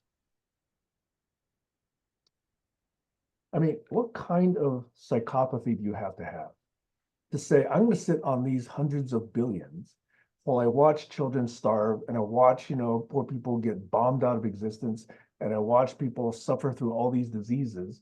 And I'm just going to sit and enjoy my super yacht and I'm going to sit and enjoy my, cheese with crackers or, enjoy watching, the earth from 100 miles up in space. Geez, I don't get that thinking. I really don't. Now, years ago, I heard Bill Gates say, I'm going to give most of this away. But practically what he did, he started a His foundation. own, yeah, this is a tax loophole. Yep. His wife and Warren Buffett were influential in that change of attitude of his. Without his wife and without Buffett, he probably wouldn't have done that. Well, let's see. Buffett says he should be taxed. I think Mark Cuban says billionaires should be taxed. How many others, though? Don't know. Now I'm curious, what do you think about Kamala's proposal for taxing unrealized capital gains? If you didn't sell something, you're just holding it, but it goes up. You have to, I don't think that's right. I don't think I don't that's think right. it is right either. No, that killed me, by the way. Yeah. This alternative minimum tax, that killed me. Yep. Oh, yeah. I'd be retired by now if that hadn't been the case. Yeah. People don't realize that, yeah, people do get up to those levels. Just On paper. Yeah, it's paper, right? No, I'm still suffering from that. All right. So forgetting about the White House, what about your Congress and your state? Yeah, that's where we should be looking.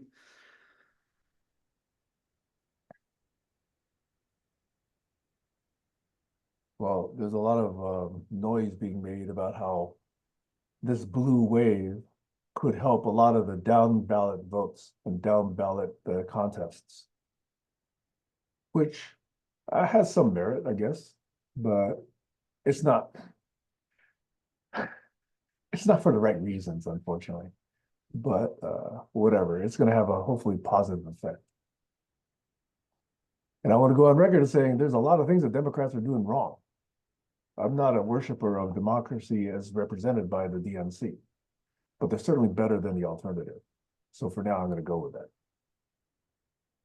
But I can anticipate a gradual advent of technocracies because the complexity of our systems is such that you need a technocratic elite to run them, like NASA, like the National Weather Bureau, National Weather Service, Federal Reserve. You need people who really understand, the nuts and bolts to run it. You can't have idiots trying to run them by voting for some method that's idiotic.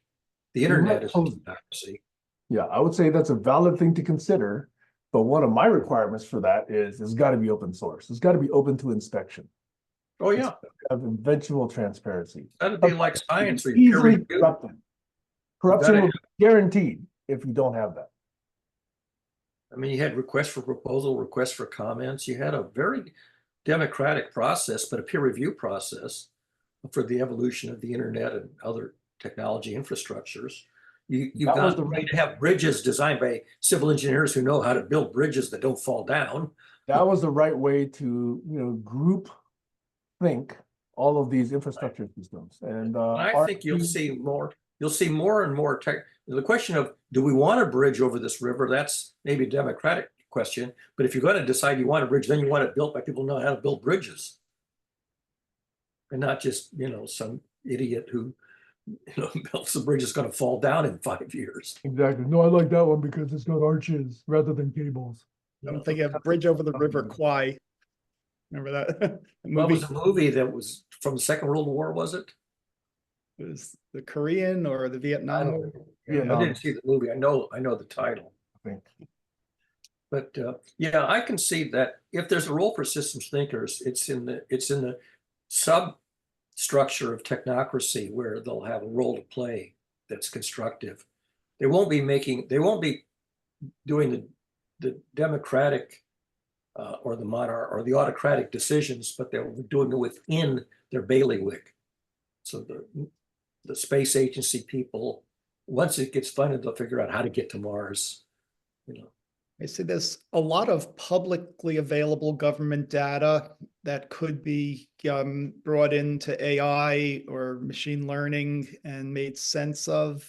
Yeah. That's the thing. If we could make sense of what's going on in our governments from the data we have, and maybe doing like large language models on the bill text, finding things in the bills that they're sneaking in, I think there's a role for a citizen who can really be an active monitor of government and pointing out people, working with activists who will persuade. Finding the dysfunctionalities, analyzing dysfunctionalities, and then superseding them by more functional components.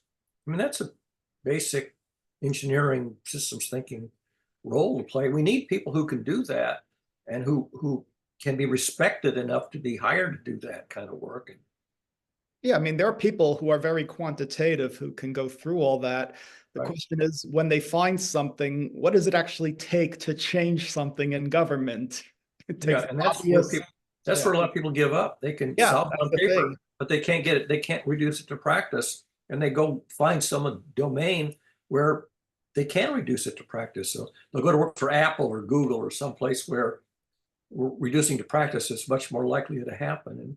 Well, it's an art of connecting with a politician and pestering them and showing them facts and helping them do their job, essentially.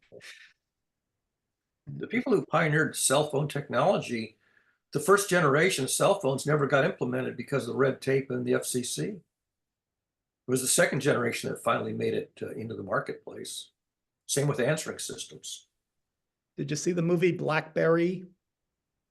No. It's on Hulu, I think, but it's about the BlackBerry company, how they had struggled to get in, but they were geniuses. They knew how to redo the network. Yeah. So, but if you say technocracy, the average person doesn't know what you're talking about. They don't know what it means. Even if you give them examples, like NASA is a classical example of a technocracy, or the post office, or the Federal Reserve, or National Weather Bureau.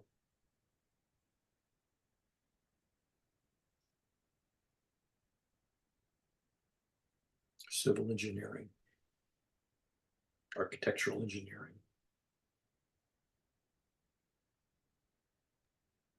Software engineering. Yeah. I'm reading a book, the sequel to the Phoenix Project. It's called the Unicorn Project. And I was surprised that they talk about functional programming in that book. Yeah. And Wait, that's, what's the Phoenix Project? Is that the one by Jacques Fresco? this is Gene Kim and Oh. several other DevOps people. Yeah. Yeah, so the sequel is called the Unicorn Project. And yeah, so like in the story, like this woman sitting down with a programmer who has a race condition, and just thinking about it for a while, she realizes functional programming would solve that race condition. Who's the woman? This is this character in the book. Fictional? Yeah. Okay. So yeah, just here, I'm listening to the book and audio, and hearing that, it gets me thinking. Now, I'm still struggling to how to get into the functional mindset. And how did you do it? Don't loop. Loops are evil. Yeah, Think in It's terms of recursive. maps, but not loops. That's one of the key ideas. yeah, map over a Exactly. vector. Yeah, Exactly. right. And I understand like the tail call recursion. You could have lazy properties, and yeah, it'll run. I mean, yeah, Bob Martin gives a good example of that. So I learned that. He's not the best speaker on functional programming, by the way. Oh, He's he's a not. popular one. Right. People listen to him, but he came to functional programming late. Yeah. There are much better ones. Like Rich Hickey is probably the best guy. Yeah, I'm listening to Rich Hickey's videos. Yep. So I'll get there. It's got I need the time to practice it, Yeah. really. Thanks for the mention. I really appreciate that because I mentioned it to you. I'm glad you're interested and I'm glad you're following up. Mhm. I can die happy now, Eric. No, don't. No, it really makes a big difference. And unfortunately, some of the people that I work with, years and years and years, they still don't get it. Mhm. It's sad. I mean, Bob Martin made the case for it. That's what I credit him Yes. for. That 1 hour video that he says about programming languages and what the future ones, have you seen that one? Needs to be. It's Probably did. very, very good one. Mhm. Yeah. And in fact, if you haven't come across it, I'll send you that link. Okay, yeah, send me whatever you want. He does conclude that this language is what we should be using. Mhm. Which one does he recommend? I'll send you the link. Just have it. Closure is the name of the language. And no fair skipping to the end before you watch the rest of it, okay? What, can I sleep through the middle of it? No. You'll learn it in your sleep, actually. If you do, you have to watch it 3 times. Yeah. I'll sleep through it 3 times. Oh, yeah. I'm joking because yesterday I fell asleep in the middle of yesterday's Saturday barn raising. At the very end, Joshua woke me up to say goodbye. Oh. Was I still there? Maybe not. Well, maybe. I thought it was. Yesterday went for 2.5 hours, right? Yeah, and I basically was overdue for my Saturday afternoon nap after the second hour. Wow. Anyway, so what were we talking about? For some reason, I'm having. We're talking about functionality and the lack thereof. And before that, you were asking whether I was happy. Well, whether you suggested that there's not a good metric for happy. Maybe there is, maybe there isn't. But I was suggesting there's a metric for quality. Here's one that I was did. the one who asked if you were happy. Oh, you asked? You asked. Yeah, Okay. or So Kayla, yeah, Kayla, I Kayla, said here's the question. Am Yeah. I happy? I have no idea. Are you? That's a question for you. It's unmeasurable. I have no idea either, which is why I'm going to mention this thing that I just came across. And that is, happiness is a state of not searching for happiness. That's Zen. But it makes a lot of sense, doesn't it? Oh, yeah. Yeah. Yeah, the pursuit of Those are the happiness is people- sort of a oxymoron, but it's the wrong way to think about it. Search for People we need to send to the moon. Wait, what was that, Kayla? I didn't make that out. I said, those are the people we need to send to the moon. The people who need to live like in, one of these space for days, like a Alice. year. To the moon, Alice. Okay, I nominate you to be director of recruiting for the space program for Mars. With that question, what is happiness? That's right. That's right. Today I'm going to be happy because I'm doing music with kids. Yeah. But Wednesday, when I meet my What could new be buddy, better? I may not What be could be happy. better? I think doing something meaningful may be a good pathway to happiness. If you do something meaningful and you achieve, the aim, then you're happy. That's an observable phenomenon. Of And course, that begs the question meaningfulness- of what's meaningful. well, that's self-defined, right? You Yeah. have the freedom to define that for yourself. Yeah. That, to me, is what defines a free country, a free society. If Yeah. you're allowed to define your own meaning and your own happiness, Do something that's meaningful. which, by the way, is compromised when what you have to do is what somebody else tells you to do, because unless you do that, you can't eat. Yeah. So is that a free society? I would argue not. I don't know. We live in a free society, but We don't. it's an ideal. But I what would Sounds like a people- microcosm of my family. Wait, say that again? It just sounds like a microcosm of someone's family too. And the generations dictating what they think you need to do Yeah. in order to survive and be happy.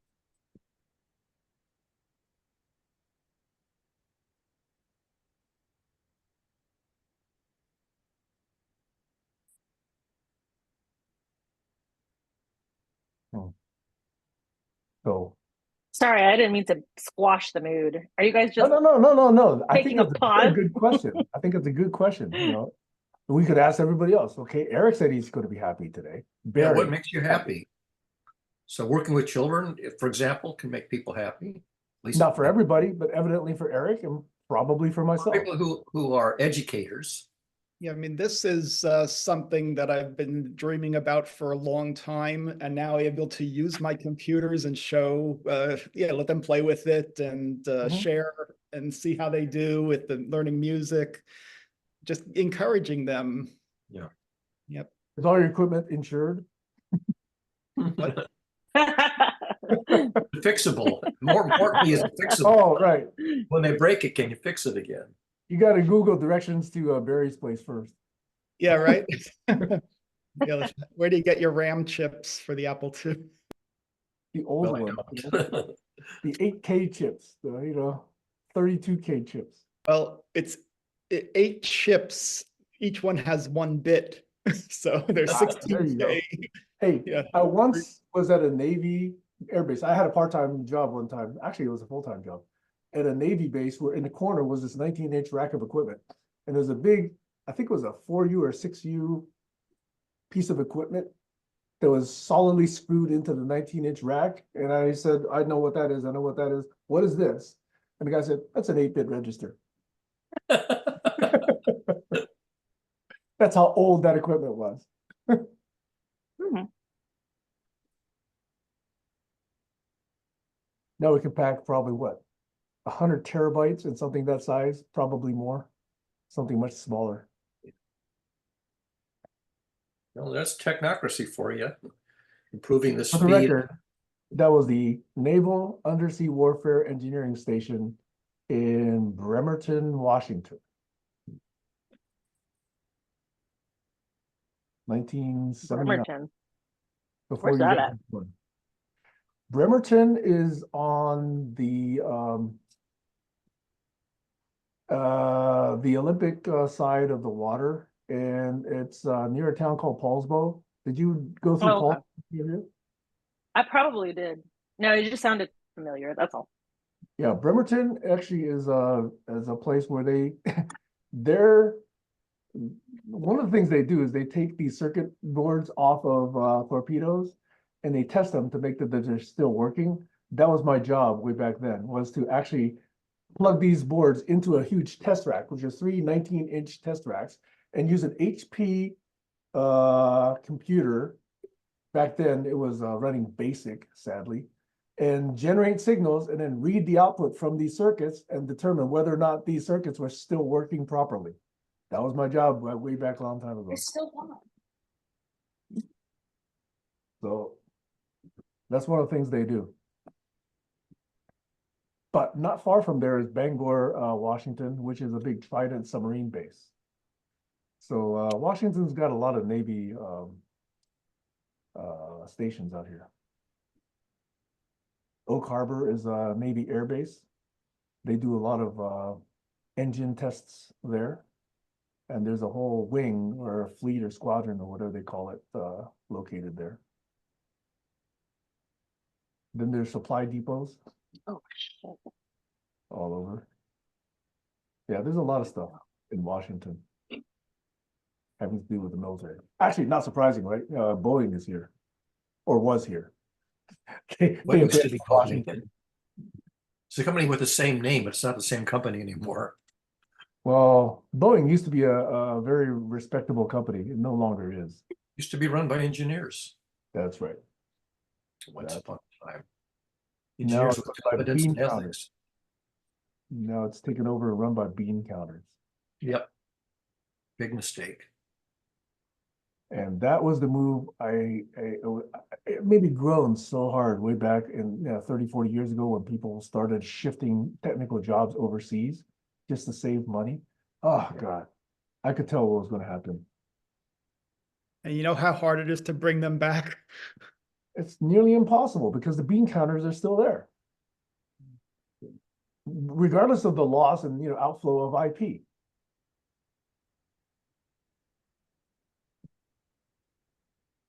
Bean counters and lawyers should never be in charge of anything.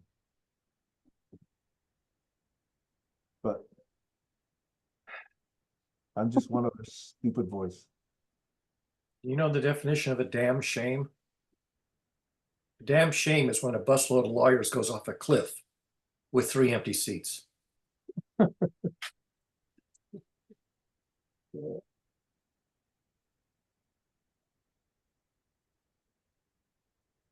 Or how can you tell that at an accident scene, the lawyers were not in the car? How? Because the oncoming car had skid marks.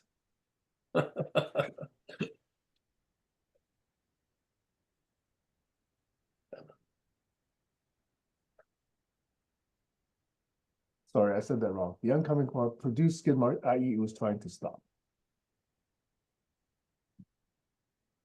I think my thinking is devolving today. Welcome to the club. Means you're happy. Just kidding. It may mean that I actually had my coffee today. Oh, you can't even see the mug, can you? Wow, Wow. it doesn't. It doesn't. Mickey Mouse. You have Oh, a I Mickey think Mouse you did. coffee today? Yeah. Interesting. I thought this might be a little bit more interesting than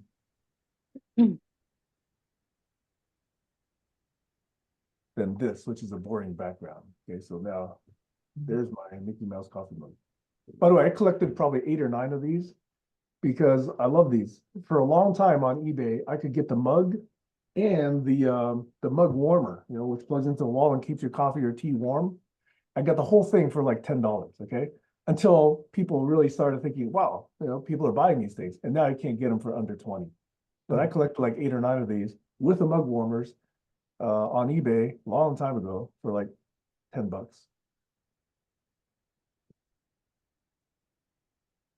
And they're good, they last. So actually, Yep. yeah, there you go. Oh, it's legitimate Disney logo. That's right. That's right. Fully licensed and everything. Wow, I am not your Negro. Have I mentioned 13, the documentary, to you, Eric?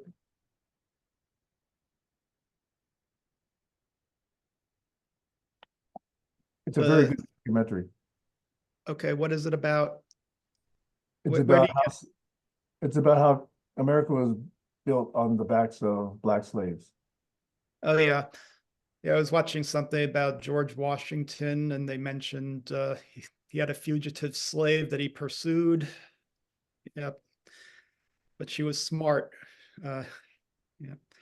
She got away. Quick graphic, however, because in the documentary they actually have video. I think they do warn you of lynchings, Oh no. bodies hanging from trees. It's quite graphic. Yeah. So yeah, it was that movie about James Baldwin that got me thinking, just to learn more about the, like the Malcolm X. What we're I'm trying to get to the message that they're trying to send. That and yeah, how they got that way. Yeah, I'm just trying to get a sense of it for myself to learn.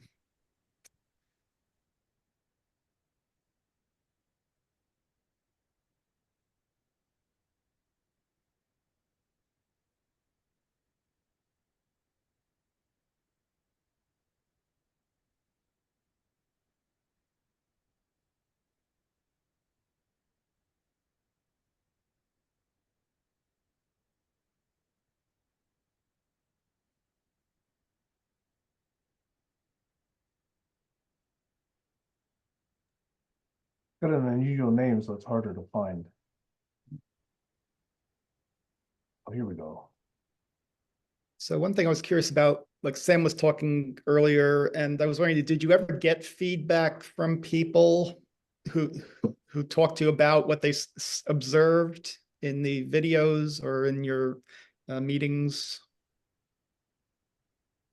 Which videos, which meetings? You mean Okay, you were talking about like your emotional states and like the reason you're doing all these videos in GCC, it's to be out there, but have people given you feedback on your emotional state? Vulnerabilities. Yeah, not so much unless I seek it directly. I have done yeah, that. I've asked people, there's certain moments. I think there's ones that I've shared with other non-attendees of these sessions. And I said, okay. please tell me, give me your candid thoughts about my behavior, what I said, did I go too far, did I blah, blah, blah, blah. So I sometimes do that. Yeah. Yeah, I'm just wondering if people do any analysis of our previous conversations or try to get some insights of how we On a collaborate. spot basis, when I ask, yes. Yeah. I probably ask maybe 3, 4 times a year, not all the time. Mhm. But yeah, I get some valuable feedback that way. Good. And I'm trying to do this more systemically by, slowly incorporating more AI agents so I can actually work with the AI agent to go through some of these materials.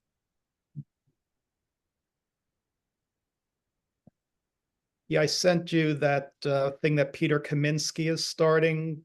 People trying to learn AI I'm on his together. mailing list, by the way. So I Yeah, saw good. that. I saw Jack Park's responses and etc. Good. Yeah. Yeah, I figured if you wanted to run your ideas by Oh, him. sorry, Gail's bringing me breakfast. Oh, Well, lucky you. well, I meant to make it like half that size. she brought me a huge omelet. Oh. Thank you. It was Is a it little even overboard. visible? Is Wow, it look at the size of that omelet. or That's a lunch? day. That's a whole day's worth of. I always overestimate how much I'm making. Like That's why I can't. I've been Yum. I like know you're only gonna eat half of it. I'm not gonna be offended. I'm like a pound and a half heavier every day. Oh dear. You're lying. Enjoy it before you go on the space station. So now you know why he's happy. Yeah, there you go. Now he is happy. But I don't know. Can I get tea? Yeah. Yeah, thank you. She surprised me by making me breakfast. Yeah. What did I do to deserve this?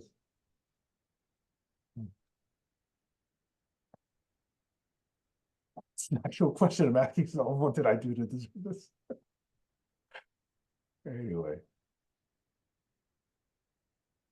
Yeah, again, I got distracted. I have a very short stack today. It can't retain anything.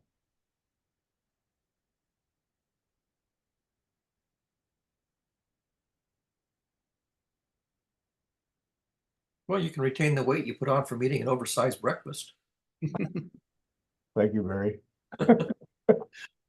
It must be those super moons that are affecting us recently. Super blue moon. Yeah, that's what's doing it all, right? We can't concentrate.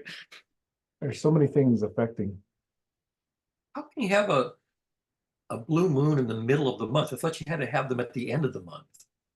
Or is that the new moon? It's at the end of the month. Why does the moon care what the month is? Oh, it's because I thought a blue moon is if you have two full moons within the space of one calendar month. I Which thought it happens was. Never several mind. times a year. Just water. They just get water. Yeah, I Okay. put some brisket in that, by the way. I think that's what a blue Yeah. moon is. Sorry. I was You have a losing. full moon on the 1st and the 2nd, another one on the 30th or the 31st. But doesn't the moon work on its own 28-day cycle, which is Yeah, not but months, see, your typical month is 1 or 2 days longer than a 28-day. right? So it gets out of phase, obviously. So once in a while, you'll get 2 full moons in the one at the very beginning of the month and another one at the very end of the same month. Right? That's called a blue moon. What does Second that full moon mean? in a month. But it has no physical manifestation of any kind, does it? Well, it's based on a calendar. It's based on a But it's not like it's we have a bigger Julian or or brighter Gregorian, or yeah. smaller or more attractive or different color. It's not like that, is it? Wasn't it 30% brighter than normal?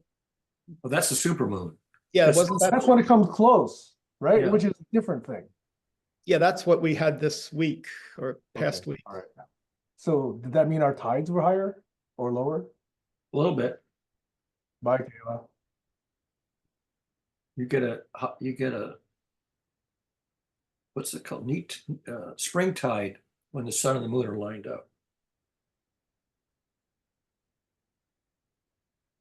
Spring tide and neap tide. The moon is waxing gibbous.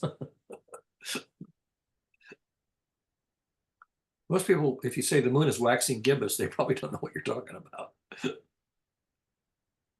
Oh, Kayla disconnected. Oh, she said I gotta She go. said gotta go. That's why I waved at her, but she'd already Okay, gone. I didn't, yeah, didn't see that.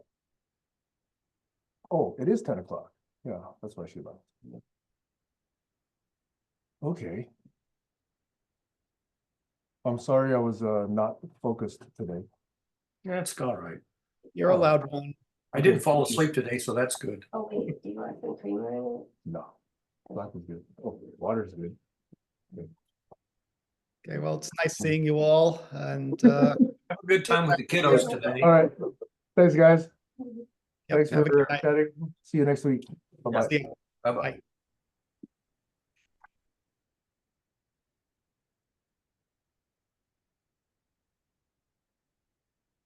Bye, Barry.